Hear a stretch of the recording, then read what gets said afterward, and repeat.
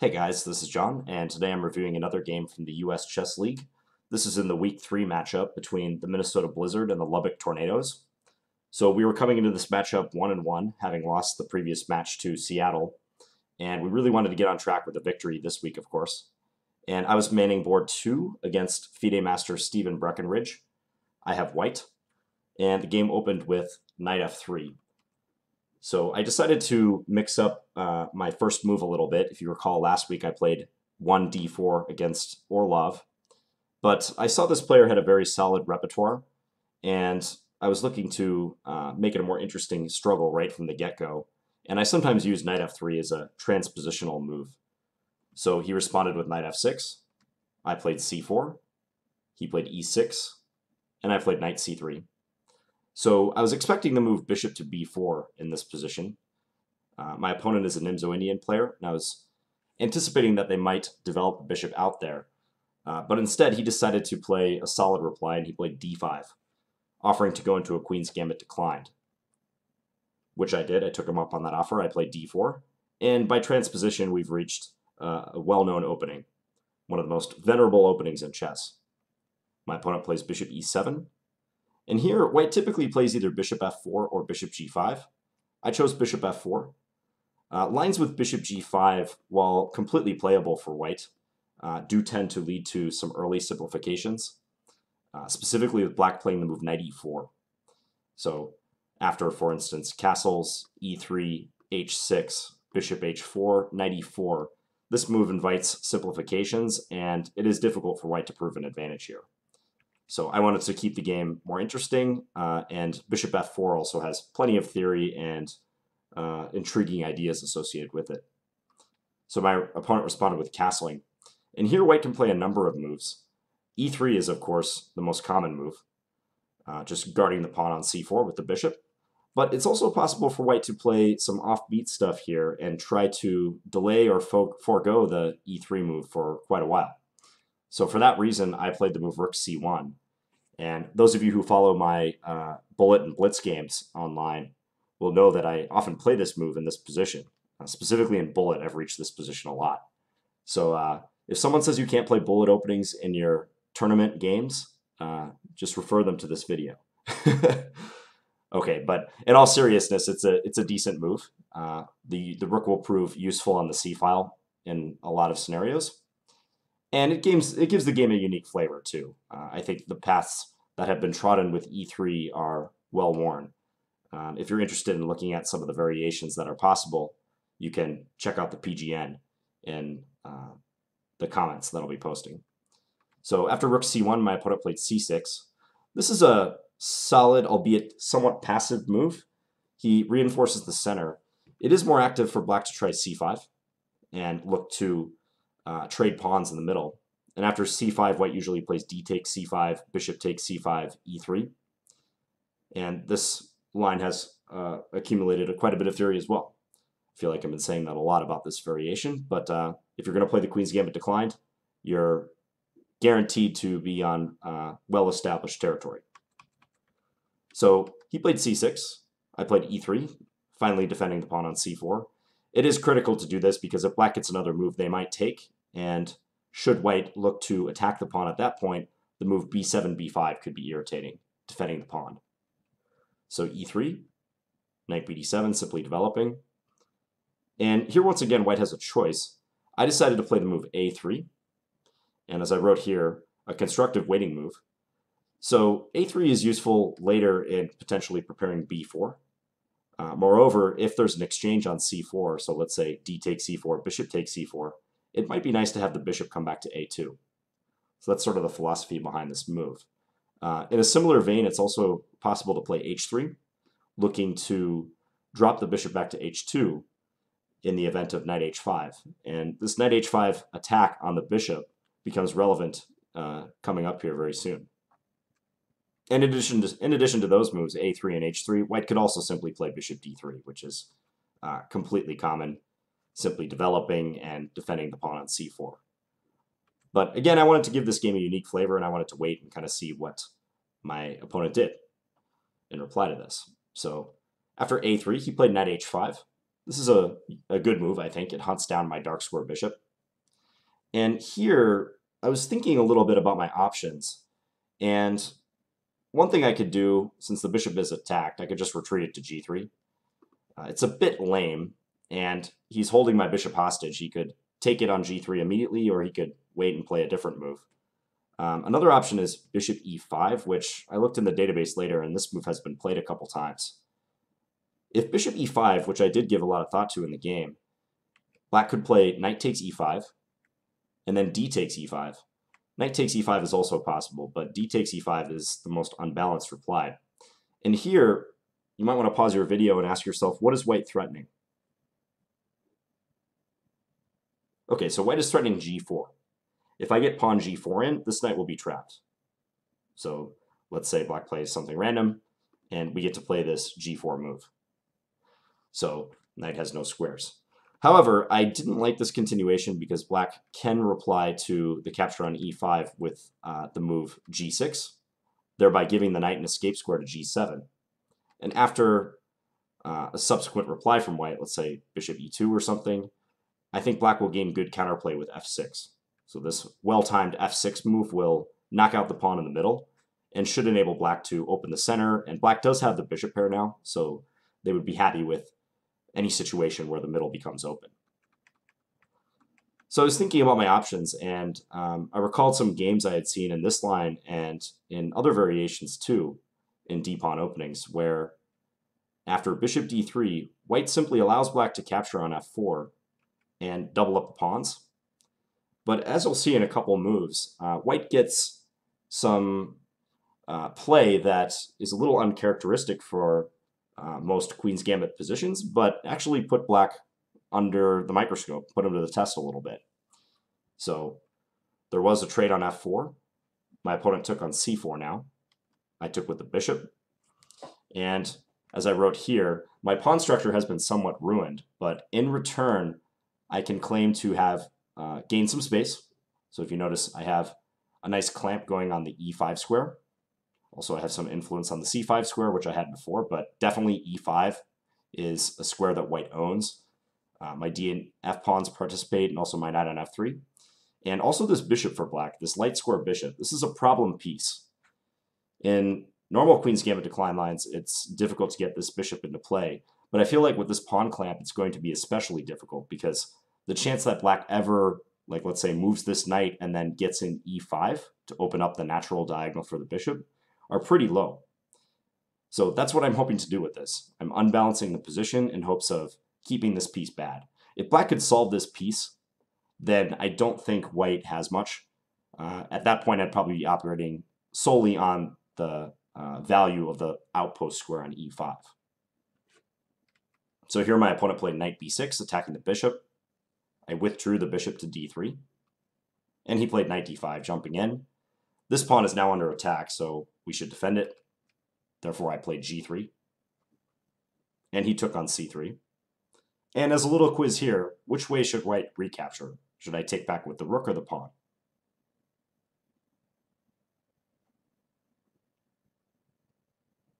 Okay, so I should definitely recapture with the rook. If I take with the pawn instead, I lose the pawn on a3. So gotta watch out for those undefended pieces and pawns, always. So taking with the rook also enables us to keep an eye on black's c6 pawn. And here, my opponent played a pretty quick move, but one that gives him a lot of trouble throughout the game, and that's the move b6.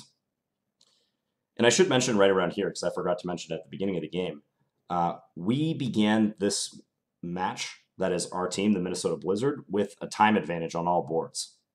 So on every board, we had an 84-minute to, I believe, 66-minute time advantage. That's because they submitted their lineup late, the Lubbock Tornadoes, so they got a penalty. And the game became sharper later on, and I had a time advantage throughout the entirety of this struggle. So I'm not sure b6 was correct, especially in view of the time situation, and my opponent was in time pressure for much of this game. It invites some complications, and he's going to be struggling with this weak pawn for the rest of the game. I think instead black maybe should have just played a defensive move like g6. So this puts a pawn on a light square. It also blocks my light square bishop, so I don't have as much scope there. And it's a bit uninspiring, but after, say, castles, maybe bishop f6, attacking the pawn on d4, bishop e4, defending, queen c7, black can bring the rook over to d8. He still probably will have difficulties getting this bishop into the game, but at least he hasn't exposed himself. He hasn't created a clear weakness for me to attack yet. Whereas after b6, I know I can always go and try to assault that c6 pawn. So going back a bit, b6. Now, you might be asking, well, why can't you just take this pawn right away? And I definitely could, but I think it's an inaccuracy because he'll play bishop b7, and after my rook retreats, say rook c8, attacking my rook on c3, rook takes, queen takes, castle, and black has ample compensation for the pawn, in my opinion. His bishops are free. This bishop has a sudden lease on life on the long diagonal, and the pawn that I'm up is not entirely significant. It's doubled. I don't know that white is really gaining much in this line. The good news for me, though, is that I don't have to take that pawn on c6 right away, so I can instead play the move bishop e4. And in doing so, I pin that pawn. It cannot move for fear of the rook behind it being lost. And after bishop b7, I can attack it even further, so I played knight e5, adding another piece to the equation. He defends with rook c8. And now black actually laid a nice little trap with this last move. So let's say, once again, I want to take that pawn right away. So calculate the ramifications of bishop takes c6. If you want to pause your video, you can do that. What would happen if white plays bishop takes c6 here?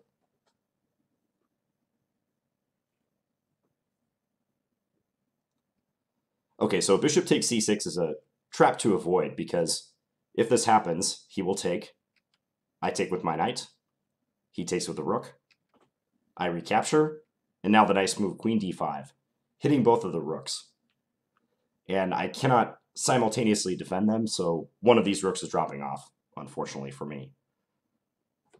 Very unique way to attack a pair of rooks.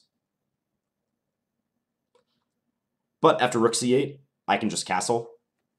And again, that pawn on c6 is not running away, so we're not super concerned about winning it immediately. My opponent played bishop f6. I went queen a4. So attacking a7. This move also connects my rooks together, so perhaps I can play rook fc1 coming up. And I'm defending the d4 pawn, so queen takes d4 is not possible. They played a5, saving the a pawn. And now I play rook fc1. And I felt very good here. I had a nice edge on the clock. I know I have pressure on my opponent and on the c6 pawn. I don't see how he's going to save this pawn in the long run. And it's tough to play positions like this for black. I mean, he hasn't made too many errors outside of that b6 move, but that one move has kind of set the tone for the late opening and early middle game now. So my opponent played b5, driving my queen away, and I brought the queen back to c2. This is a great square. As you can see, it attacks both of these pawns, so the c6 pawn once again, but also the pawn on h7. So we have created a queen-bishop battery and are bearing down on that one. He played g6 here, so blocking my bishop. He could potentially take the pawn on d4, but I was actually very much looking forward to this move because I could take on h7, and after king h8, I have a number of different ways I can attack his king. And one forcing line that I don't know I would have pulled the trigger on in the game, but it looked interesting, is knight takes f7, rook takes f7, and bishop g6, attacking that rook. And after a rook move, let's say, like rook e7, I can drive away his queen and then play a queen swinger over here, queen e2, preparing queen h5. And black's king is looking awfully drafty over here. If I get queen h5 in, it's probably going to be a swift mate. So it would be too risky for him to allow me to capture that pawn on h7, I believe. So instead, he played g6. And now, I felt like I had played a good game up till this point, and often when you're building the pressure in a position, there comes a time where you can either try to increase the pressure, keep on keeping on, doing what you've been doing, or cash in and look to win some material. And I really felt like the time had come I have all my pieces trained on c6, and if I don't end up winning that pawn, it would be pretty surprising. So I took on c6. I played bishop takes c6. However, in analyzing this game later, I kind of think maybe I should be able to keep the pressure somehow. So after the game, I was looking at the move queen d3, which the engine also likes, simply defending the pawn on d4. Black might be getting ready to take that now that I have no queen-bishop battery attacking h7. So you'll see what I mean a little bit later, but it's possible bishop takes c6 while winning a pawn is a mistake. So after bishop takes c6, my opponent takes on e5. I recaptured with the d-pawn. I could also think about, after bishop takes e5, playing bishop takes b7. However, after rook takes c3, b takes c3, and then let's say bishop d6, we're in an opposite color bishop position where white does have a one-pawn advantage, but I didn't like my winning chances here. Again, these doubled f-pawns, they always discount my edge to some extent. And opposite color bishop endgames are notorious for their drawing tendencies, and I don't think this position is any exception. So I simply recaptured with the d-pawn, and in doing so I take the pawn off of a attack square. If I had captured with the f-pawn instead, then that would not have been the case. So taking with the d-pawn does safeguard that pawn. Now here my opponent took on c6 with the rook. You might think after rook takes c6 he just plans on taking with the bishop then, and we play a queen and rook versus queen and rook ending. But instead my opponent played queen d5. So here's where things start livening up a little bit, because my opponent shows that he's unwilling to simply sit back and defend a position where he's down a pawn. He's actually striving for counterplay. So he wants to preserve this light square bishop because he senses and he sees that the light squares around my king are vulnerable. And now it's pretty clear that this rook cannot move. If I move it, I get mated instantly on g2, queen g2 checkmate. So when I took on c6 a couple moves ago, I had to anticipate that this queen d5 move might happen. So I played queen c5, looking for a trade.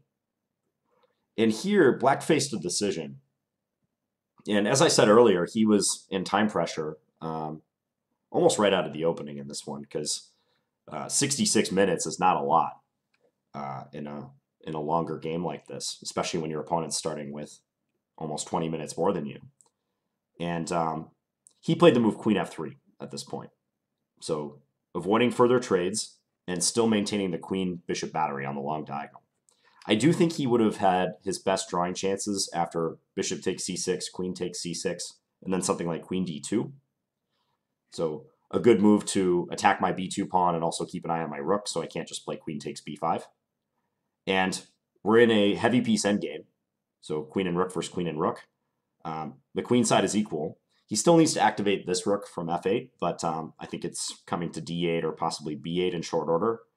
And the only advantage I really have here is the fact that I have one extra pawn, but again, it's doubled. So I would certainly try to play this for a win for white, but it would be difficult, and I'm almost positive black can draw this position in the long run. But instead, he played queen f3, and now I grab the pawn on b5. So queen takes b5, hitting the bishop and inviting him to take, which he's already shown unwillingness to do. And here he played rook b8. So at this point, I had almost a 3-to-1 time advantage. It was something like 60 minutes to about 20 for my opponent, maybe. Actually, probably less than that, to be honest. Maybe 15 or 10. So I had plenty of time to figure this out. However, I have to be careful. So I'm up currently in exchange a rook for a bishop plus 2 pawns. So that's 4 points of material. But if I don't act quickly, black can do the following. They can play king to g7, and then rook to c8. Or I'm sorry, that's not an immediate threat for black, but keep that in mind. They might want to put their king on the 7th rank and eventually try to get this rook to move so that they can really exploit that queen-bishop battery once again. It's a little tricky because rook c8 may not be a threat for a while because of queen takes b7. But I have to do something if I want to win this game to break this pin that the rook on c6 is under. So I spent about 20 minutes on my next move after he had played this move, rook b8. And I'm happy to say I think I found the best move. And if you want to try to pause your recording and figure out what white should do, you can do that now. So what should white play?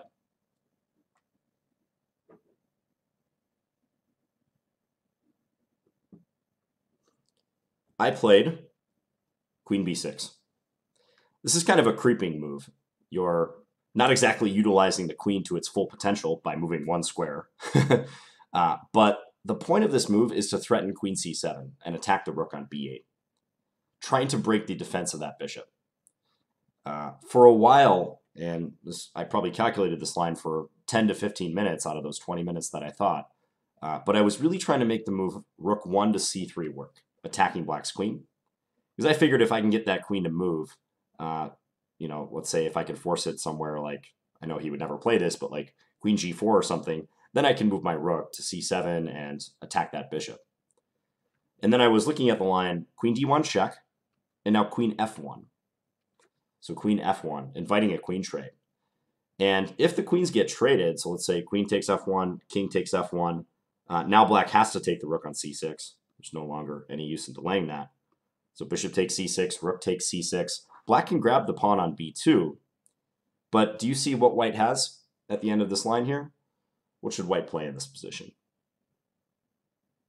The answer is rook c5, attacking the pawn on a5. And in doing so, after the pawn advances, we can play rook a4, and this pawn is indefensible. He could give a check or something, but we'll just escape to g2. I'm going to go pick that pawn up on a4, and after that, I'm up 2 pawns. That should be a winning endgame. So black runs into this dilemma a couple times, but if he wants to try to take on c6 and then take the pawn on b2 thereafter, he ends up losing the a5 pawn in a rook endgame. So back to the problem, though, with rook 1, c3, queen d1 check, queen f1, the issue is black does not have to take my queen. So he would probably play queen d5. This is the move that I failed to solve. And in doing so, he renews the attack on the rook. My queen is on f1, not participating in the defense of that rook. And again, if the rook moves, I get checkmated, this time on h1. So like something like this. So I could try to chase his queen around, like let's say rook c5, but after queen e4 or queen f3, I don't see how I ever break this pin. We'd probably just go back and forth and eventually agree a draw. So I hit upon this move queen to b6 in a bid to break the coordination between the rook on b8 and the bishop on b7. So my opponent played king g7, good move, getting off the back rank, useful. I played queen c7, attacking the rook. Now this rook cannot move, because if it does, we take the bishop immediately. He played a very strong move here, though, and I give my opponent credit for finding some nice defensive resources down the road in this one. And if you want to pause your video and figure out how can black best resist in this position, you can do that. So what should black play?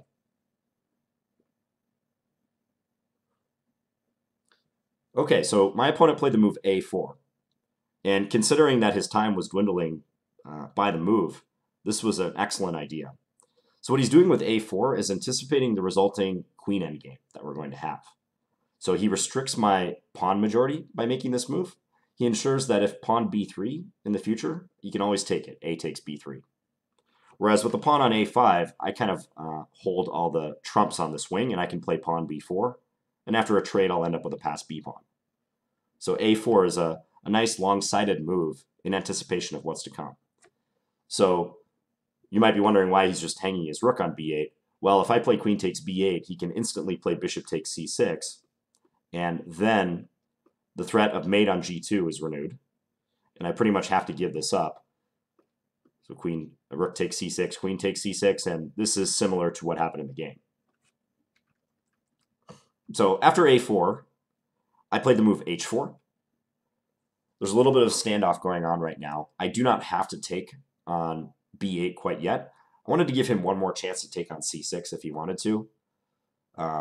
Again, if he takes and I recapture with the queen, take, rook takes, he can take on b2 at the end, but we've already established that this is bad in view of rook c4 going after this pawn. You can't defend that. So h4 was just a way to play a good move and see if he'll take on c6. It also gives my king a little bit of a breathing space on h2. But he responded correctly with h5. And I'm almost out of good moves I can play here. I have to submit to the inevitable and take his rook on b8.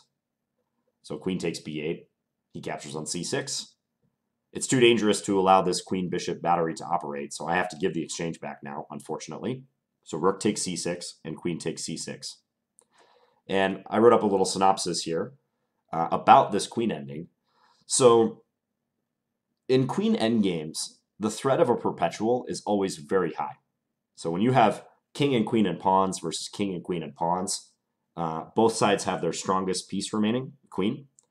And since there's such limited material remaining, there's always the ghost of a perpetual, or just a very obvious perpetual.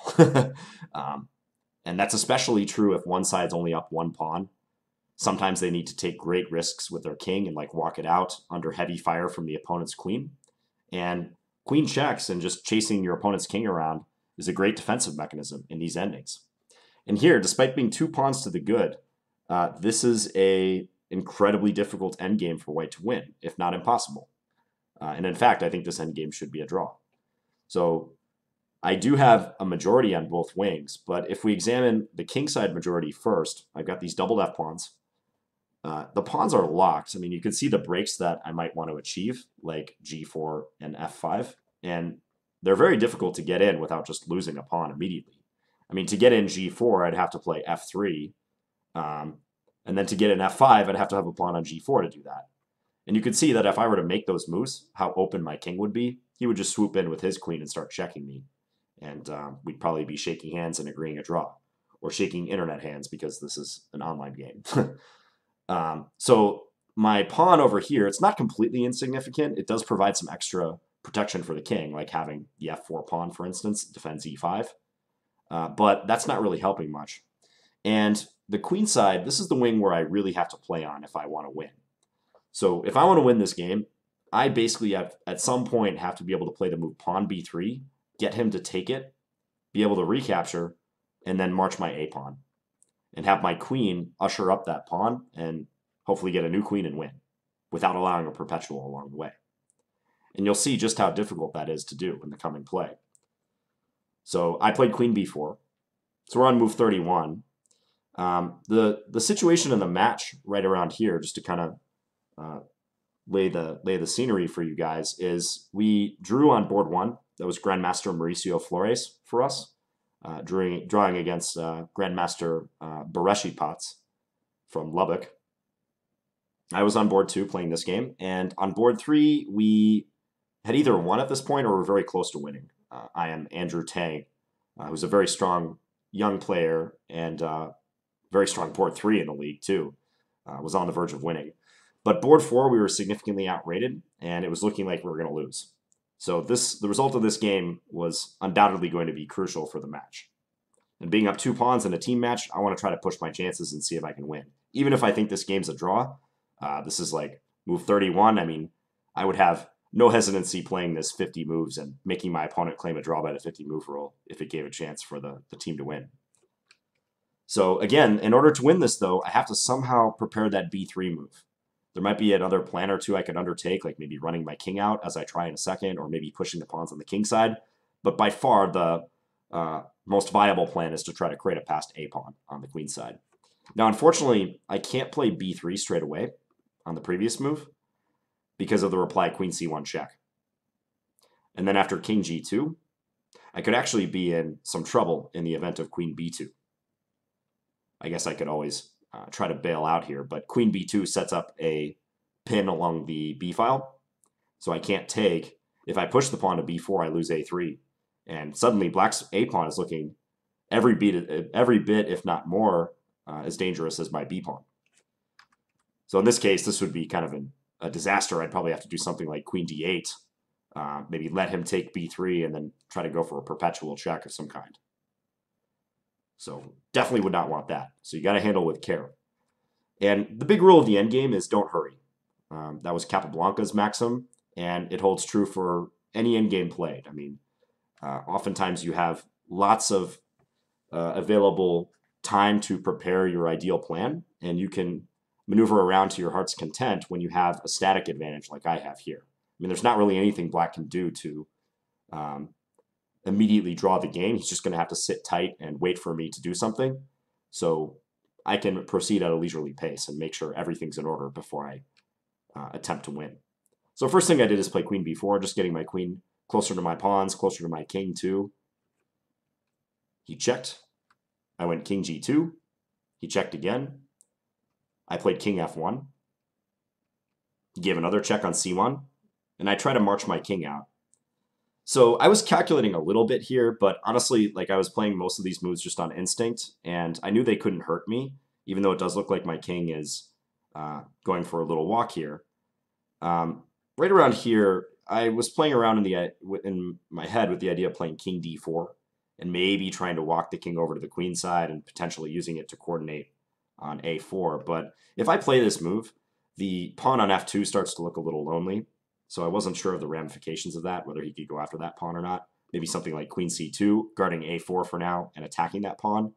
And, I mean, it's not out of the question that if I push too hard with my king, I could lose like one pawn on f2 and then maybe another one on g3. And by the time I round up that a4 pawn, he might have something going on the king side himself. And, of course, to lose an ending like this would be an absolute disaster. I would probably cry for the next month and ask my manager not to put me in for the next 5 games or something. So, if not the rest of the season. So I played queen d2, offering a queen trade. It's pretty clear black cannot take this queen trade. He's down 2 pawns, and his king is not participating at all. His king plays almost no role in this endgame. It's just going to sit here behind his pawns where it's safe. He's resisting almost purely based on the power of their queen. So queen d2, he checks again on c5. I block again, offering another trade. No dice, they go queen c2. I play queen c3, queen d1, queen back to d2. There were a couple of repetitions. As the stronger side here, you have to be careful not to fall into a 3-position repetition so they can claim a draw. Queen b5 check. I played king e1. I realized that my king being in the center was not going to work, so I resolved to get it behind that protective wall of pawns on the king side again. So he's checking me around. More checks. Queen back to c6. And I played king h2. So finally I'm free of the checks. My king is nicely crouching behind this pawn chain. But has anything really changed over the past 15 moves since we've been playing this queen ending? Not really. I still have not managed to get in the move pawn to b3. He's been checking me around and distracting me. And with his next move, queen c2, he defends the pawn on a4 from the second rank. He also keeps an eye on b3, and he attacks the pawn on f2, so a perfect move. I play queen d4, centralizing. I didn't want to move my king to g2 because he could check me again from c6. So after queen d2, he plays queen e2. And this is the first break in black's play where he kind of starts to crack and some weaknesses in the facade begin to appear. Time was a factor, but we were getting 30 seconds added per move.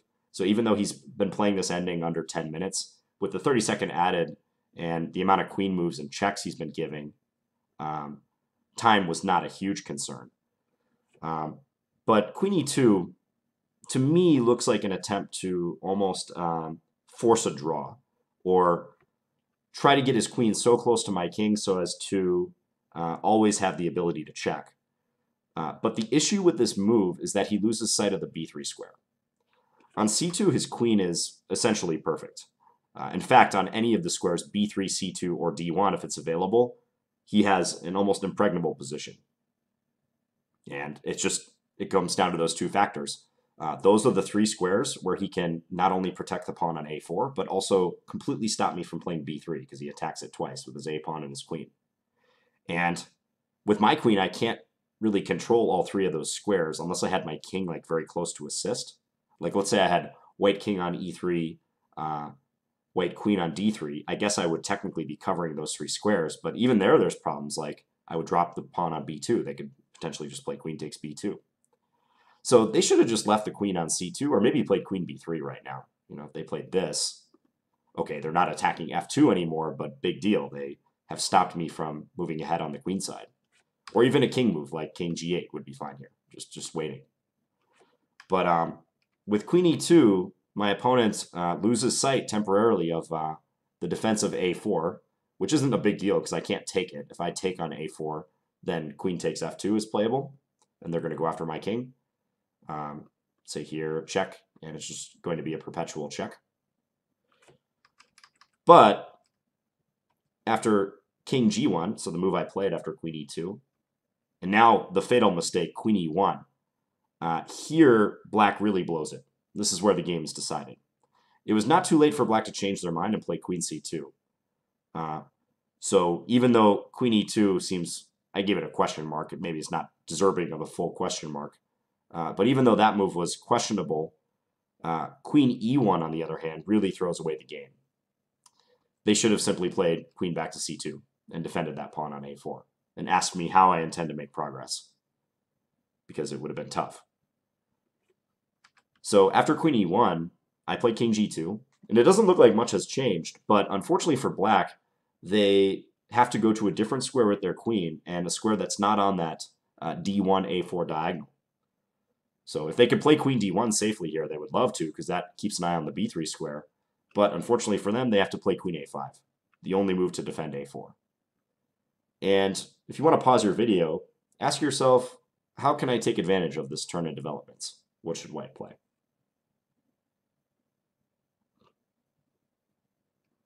I played queen c4. So from this square, I keep an eye on a4, and now the tables have turned, and I control the b3 square. So I can prepare pawn to b3 and force a trade and get a past a pawn. So it was nice to have found this move. Not particularly difficult to see, but it's exactly the move that I was looking to get in for the past 20-some moves. So after this, my opponent gave a check on a8. I moved the king back to g1. They played queen a5, perhaps looking to come in and check from e1. I could try to play b3 or even b4 right now, but I figured let's play queen b4 first and offer a queen trade. If they trade, they're going to be losing this endgame, no problem. So like take, pawn takes. I'm up 2 pawns. Now this pawn is passed. If the king comes over, I can rush my king over.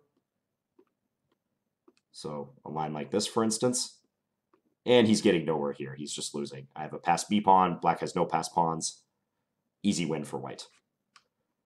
So queen trade's out of the question, as it has been for a while. So after queen b4, they played queen c7. This gives up the a4 pawn, but if the queen had retreated anywhere along the a file, I was going to play b3 anyways and force the trade. So queen c7. I take a4. And their idea is to check on c1 now. And after I played king g2, take the pawn. But white has achieved their goal. I've got this past a pawn. Now, the next move was the last move of the game. So with my next move, I basically encouraged him to resign, and he did so.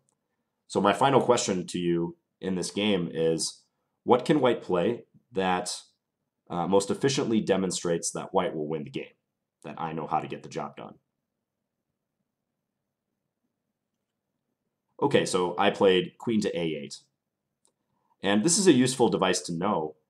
With queen a8, I control this long diagonal leading towards my king, and I ensure that he has no checks.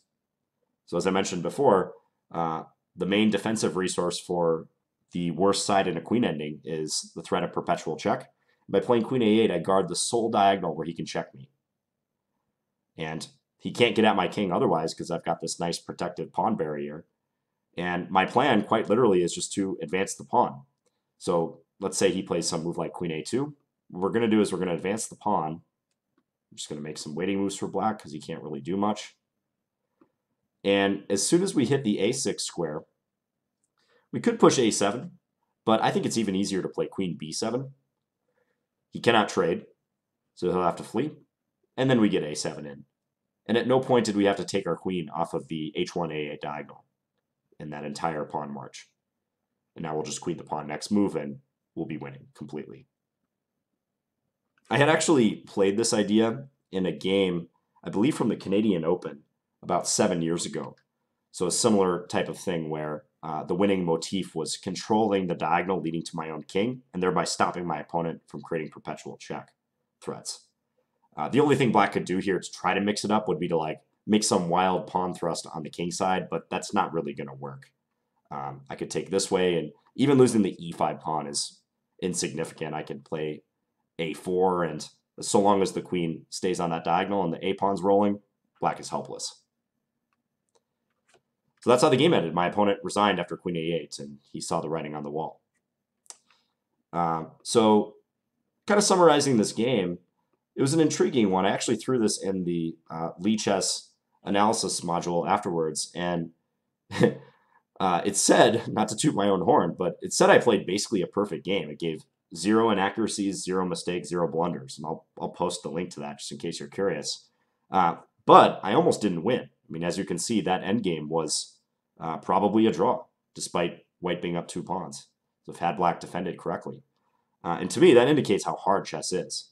The fact that, okay, the Lichess analysis engine is not perfect, but the fact that it couldn't find any obvious errors or even subtle errors, and I almost didn't win this game. And it kind of makes me think that the way in which I won the c6 pawn may not have been optimal.